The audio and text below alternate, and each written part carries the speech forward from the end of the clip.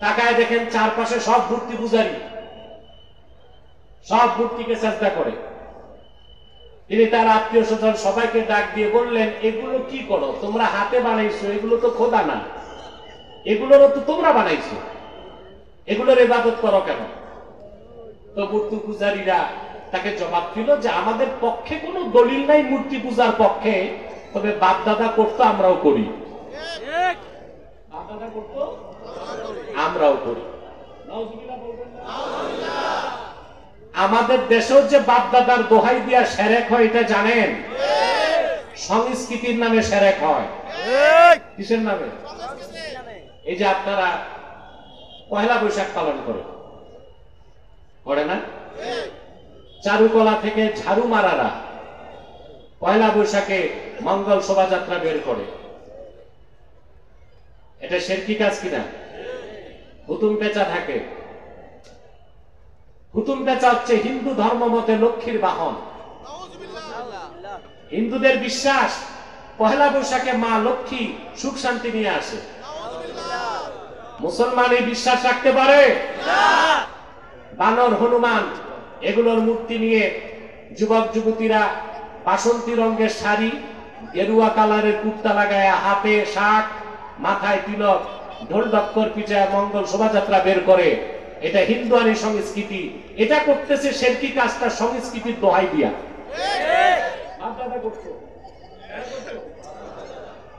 আবার আপনাদের দেশে পয়লা বৈশাখে দেখবেন ওই 21শে ফেব্রুয়ারি নগ্ন পদে মস্তক নত করে পাথরের বেদিতে যে পুষ্প অর্পণ করে, এটা হচ্ছে সংস্কৃতির নামে একটা শিরকি কাজ। এটারও দলিল নাই। দলিল পূর্বের লোকজন করে গেছে, আমরাও করতেছি। এটা শিরকি না?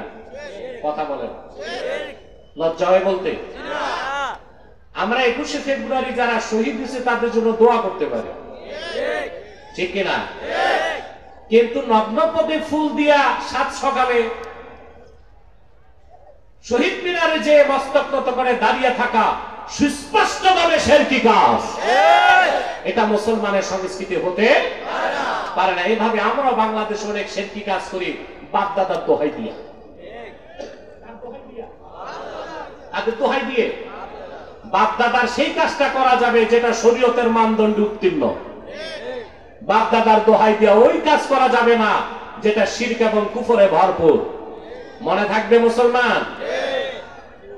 ইব্রাহিম আলাইহিস সালাম বললেন, বাপ দাদা করতো তো তোমরাও করবা, এটা তো কোনো দলিল না। অনেক বুঝাবার চেষ্টা করলেন, ওরা বুঝতে চায় না। তারপর তিনি চরম পন্থা নিলেন। সুবহানাল্লাহ বলেন। তিনি বললেন, তাল্লাহি লা আকিদান্না আসনামাকুম বাদা আন তুওয়াল্লু মুদবিরিন। আল্লাহর কসম, মুশরিকেরা তোমরা পূজা মণ্ডপ থেকে বাড়ি যাবার পরপরই আমি মূর্তিগুলোর ব্যাপারে চূড়ান্ত সিদ্ধান্ত নিব। এই ছিল ইব্রাহিম আলাইহিস সালামের বিপ্লব। আপনারা বিপ্লব বিপ্লব করেন, পৃথিবীর ইতিহাসে প্রথম বিপ্লবী পুরুষের নাম হযরত ইব্রাহিম। এখন বাংলাদেশে সবচেয়ে চটকদার শব্দ কি? বিপ্লব। যারা বিপ্লব করছে তারা আবার বিপ্লবের ঘোষণাপত্র চাচ্ছে। আমার দৃষ্টিতে 5 তারিখ বিপ্লব হয় নাই, অভ্যুত্থান হয়েছে।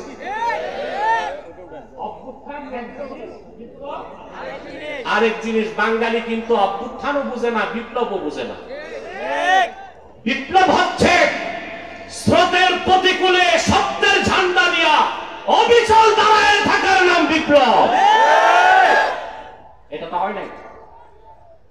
বিপ্লবের মানে হচ্ছে বিপ্লব পরবর্তী দেশ চলবে বিপ্লবীদের কথা। বিপ্লবীদের কথায় দেশ চলতেছে? কথা বলে না। আমরা বিভিন্ন জায়গায় দেখতেছি বিপ্লবীরা এখন মার খাচ্ছে। এটা কি বিপ্লব না অভ্যুত্থান? কথা বলে না। এটা বিপ্লব না, এটা রেগুলেশন হয়েছে, বিপ্লব না অভ্যুত্থান হয়েছে। এই পৃথিবীতে বিপ্লব কিভাবে করতে হয় তা শিখতে হয় আল্লাহর কোরআন থেকে। প্রথম বিপ্লবী পুরুষের নাম কি? জাতির জনক হযরত ইব্রাহিম খলিল বিপ্লব করলেন। তিনি বললেন মূর্তিগুলোর ব্যাপারে আমি চূড়ান্ত সিদ্ধান্ত নিব। সুবহানাল্লাহ বলবেন। তার নাই লোকদল, লোকবল নাই, হযরত ইব্রাহিমের কোন পলিটিক্যাল ফোর্স ছিল না, তার কোন অ্যাডমিনিস্ট্রেশন ছিল না। কি করলেন তিনি? কোরআন সাক্ষী দেয় ফাজআলাহুম জুদাদান ইল্লা কাবীরান লাহুম লাআল্লাহুম ইলাইহি ইয়ারজিউন। তারপর করবে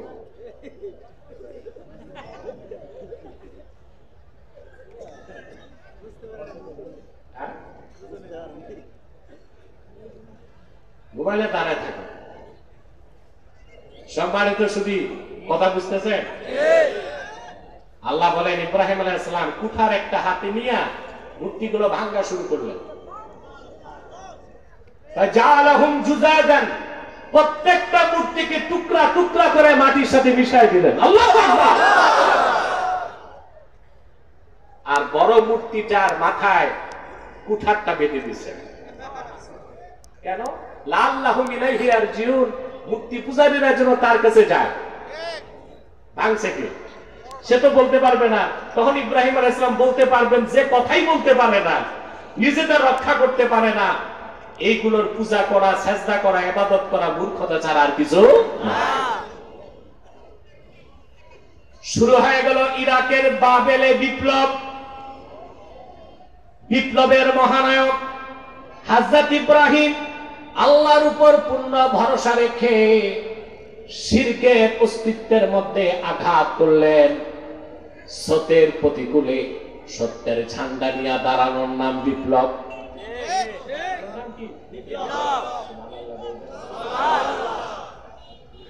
সারাটি বেবিলনে বাবেলে সর পড়ে গেল। আমাদের চরম আরাধ্য এই মূর্তিগুলোকে ভাঙলো কে? লোকেরা বলতে লাগলো একজনের কাজ। ক্বালু ফাতান ইয়াযকুরুহুম ইউকালু লাহু ইব্রাহিম। একজন যুবক আছে, সে আল্লাহর তাওহীদের দাওয়াত দেয়, মূর্তিগুলোর বিরোধিতা করে, লোকজন তারে ইব্রাহিম বলে ডাকে। সুবহানাল্লাহ বলে। এটা তার কাজ ছাড়া আর কার কাজ হতে পারে না। এরপর আপনারা জানেন স্বৈরাচারী নমরুদ তার মন্ত্রী পরিষদ ডাকলো, ইব্রাহিমকে কিরকম শাস্তি দেওয়া যায়।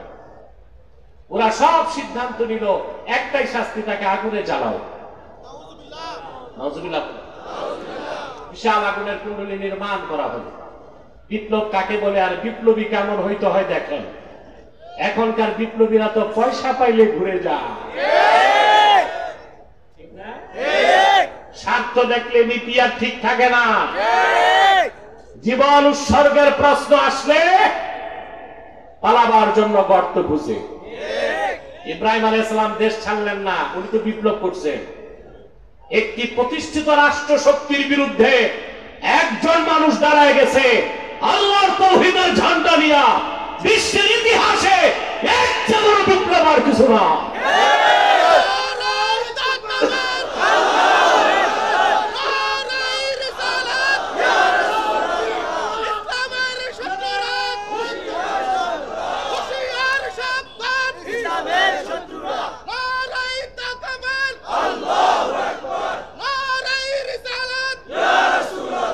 আমার বন্ধুরা, ডাকা হলো হযরত ইব্রাহিমকে, আগুনের কুণ্ডলী নির্মাণ করা হলো, দাও দাও করে আগুন জ্বলছে, কাছে যাওয়া যায় না, এত আগুনের তাপ। কাসাসুল কোরআনে ইবনে কাসির রাহমাতুল্লাহ লিখেছেন, নমরুদের রাষ্ট্রে এক ইঞ্জিনিয়ার ছিল, তার নাম ছিল হুজাম। কি নাম? সে একটা যন্ত্র বানায় দিয়েছে ইব্রাহিম আলাইহিস সালামকে আগুন পর্যন্ত পৌঁছাতে।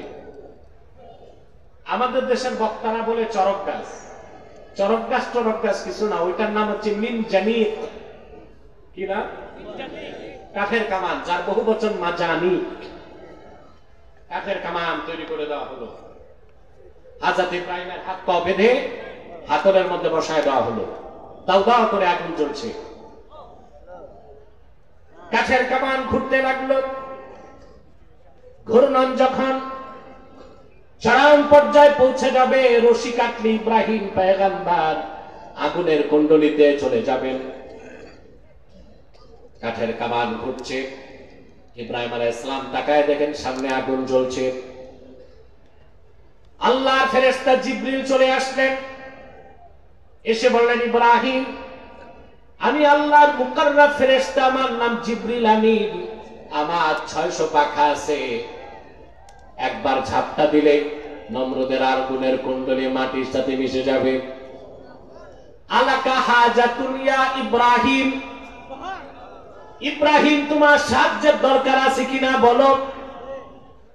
হযরত ইব্রাহিম পাল্টা জবাব দিলেন, জিবরিল, অবশ্যই সাহায্যের দরকার আছে, তবে তোমার কাছে আমার প্রশ্ন, হাজাতুন ইলাইকা আও ইলাল্লাহ, সে সাহায্যের প্রয়োজনটা তোমার কাছে বলবো না যে আল্লাহর ভালোবাসায় আগুনে যাচ্ছি সে আল্লাহর কাছে বলবো।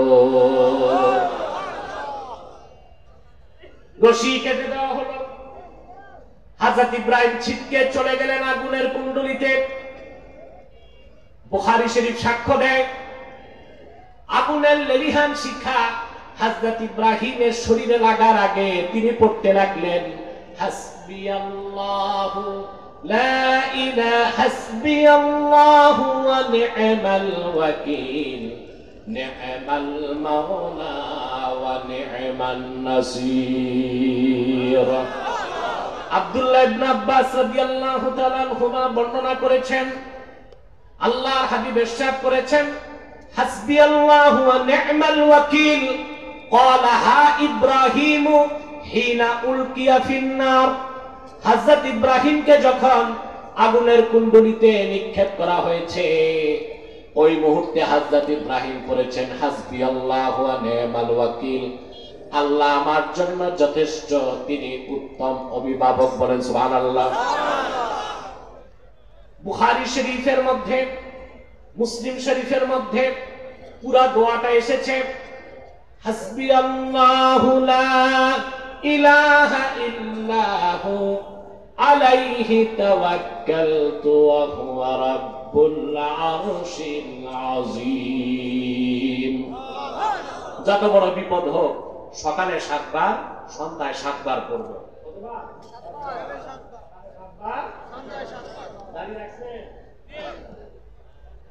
এই চেয়ারম্যানকে তো ক্রেস্ট দিতে হবে দাড়ি রাখার কারণে। আমি বলে গেছিলাম 2-3 বছর আগে, খেয়াল আছে? আলহামদুলিল্লাহ, এখন মনে হয় বানিয়াপাড়া দরবার শরীফের যোগ্য খাদেম। আলহামদুলিল্লাহ বলে।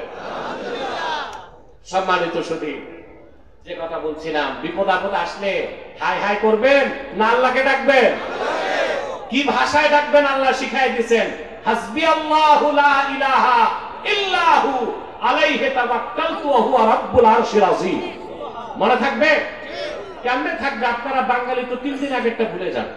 আমার সাথে পড়েন, হাসবিয়াল্লাহু লা ইলাহা ইল্লাহু আলাইহি তাওয়াক্কালতু ওয়া হুয়া রাব্বুল আরশিল আযীম। হাদিস সাক্ষ্য দেয়, কোন ব্যক্তি যদি ফজর নামাজের পরে 7 বার, মাগরিবের পর 7 বার এই দোয়াটা পড়ে, আল্লাহর রহমতের চাদরে সে লেমিনেটেড হয়ে যাবে। কোন বুলেট বোমা, কোন বিপদ আপদ তার গায়ে লাগবে না। বলেন সুবহানাল্লাহ। কতবার সকালে?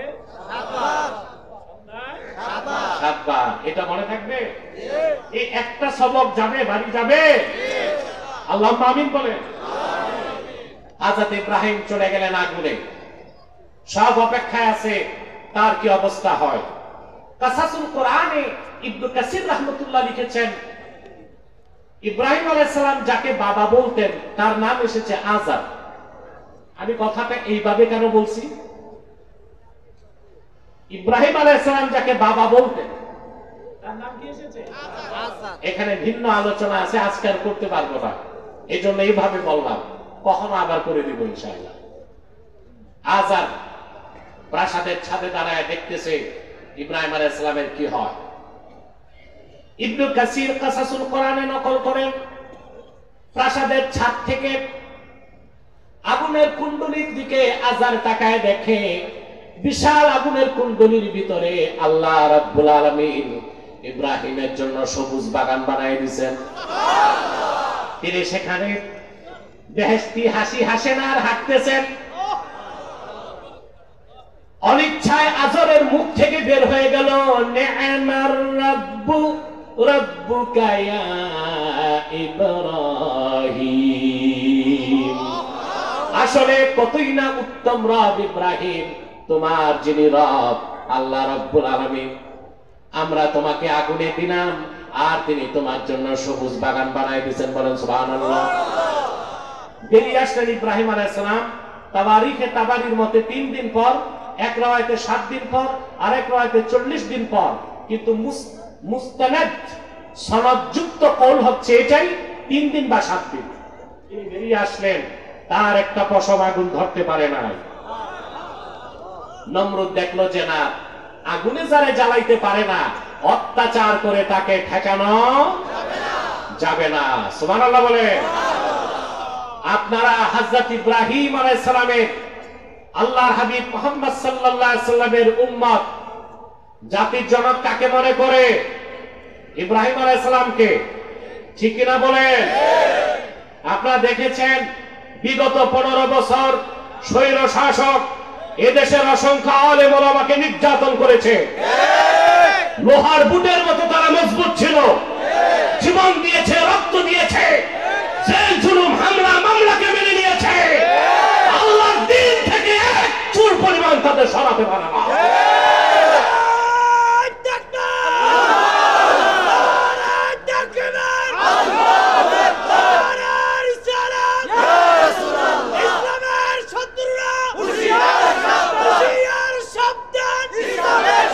আমার ভাইরা, দেশ স্বাধীনের পরে